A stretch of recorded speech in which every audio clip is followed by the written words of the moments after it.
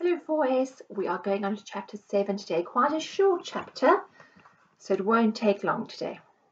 Okay, chapter 7. I didn't listen to the next bit of the conversation. Grandfather was asking about what had happened to the bullet during all those years and how he had died and everything. I needed the time to get my head around what I just heard. All my life, Grandfather had been there, living with us in our house, helping around the farm a bit, but spending most of his time sitting on a stump of wood outside the door, looking out across the countryside. He would walk into Gadami once a week or so and stay for a few hours talking to the other old men. He'd pick up bits of news that way, but nobody ever came to visit him. Gadami is a small place and everyone knows everybody else's business. Grandfather must have kept quiet about his old adventures, because if even one person had known, it would have been all over town, and I'd even have heard of it. I was trying to imagine what Grandfather might have been like when he was young. Did he look like me? He must have been an amazing sight in his bodyguard uniform. He must have been incredibly strong and brave too, to survive the labor camp and then jump out of the truck straight onto that horse and find his way home. I wasn't surprised by how he went for that guard, because I knew he had a temper. He loses it at home over little things all the time. He's beaten me too, often, when he thought I was being cheeky. The thing that had surprised me most was that he'd had a friend, a best friend, a man that he was ready to die for. I'd never have thought that Grandfather would have had feelings like that. What was that? What did you say? My head jerked up. I'd stopped listening, but Grandfather sounded so sharp that it brought me back to the present. My nephew Wandu came here with that wife of his to see you. Yes, Atuolemu was nodding. I thought it was a little bit strange. There was something about him, as a matter of fact. He told me that you had died last year. Grandfather snorted. That boy, he's a tricky one. I've always known it. Too much like his devious father. I could never trust him, and he was my own brother. Well, he's dead now, and I hope that God will rest his soul. But I, as you can see, am very much alive. What do Wandu mean by saying I was dead? What did he want from you? Well, said Atuolemu slowly, I suppose it was my fault for saying too much. I've known Wandu slightly for years.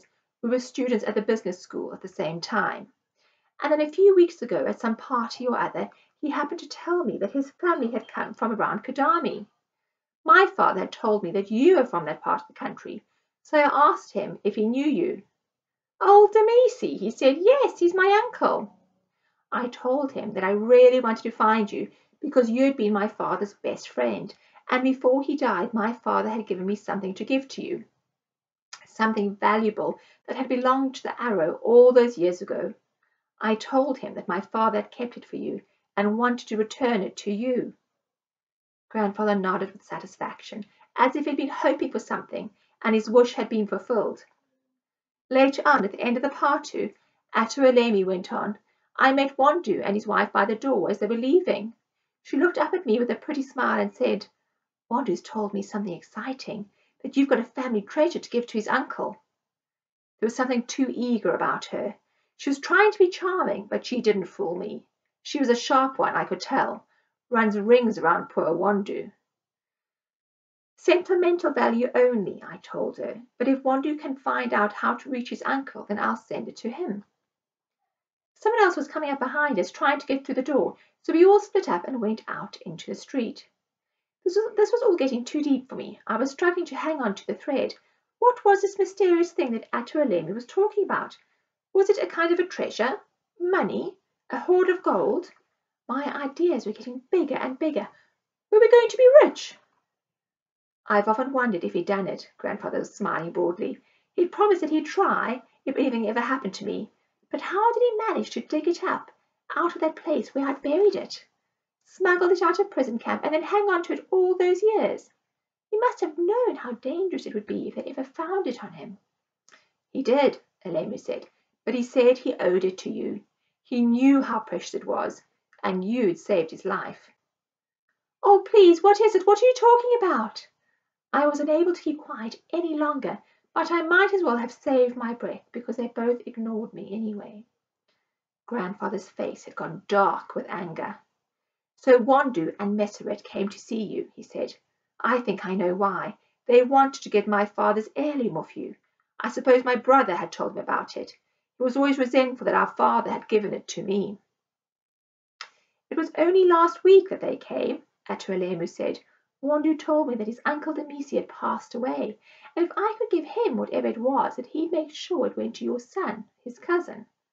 I thought at the time that there was something a little bit odd about him. He didn't seem happy at all. That wife of his, Mrs. Messeret, kept butting in and finishing his sentences for him. But you didn't give him anything, did you? I broke in. You didn't trust him? This time they both turned to look at me. I think they'd forgotten I was there. You're a sharp one, Solomon, Atualemu said with a laugh. No, I didn't give it to him. I decided that as soon as I had some free time, then I'd make the journey down to Kagami and visit the Arrows family myself. Grandfather seemed to have forgotten about Cousin Wandoo. He was shaking his head in wonderment. So the bullet kept it from me after all.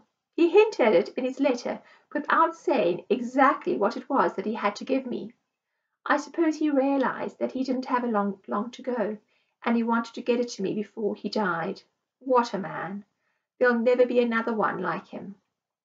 Atualemu stood up and walked round behind his desk.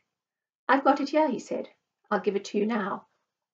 And you're going to have to wait to find out what it is in the next chapter tomorrow. Goodbye, you fools.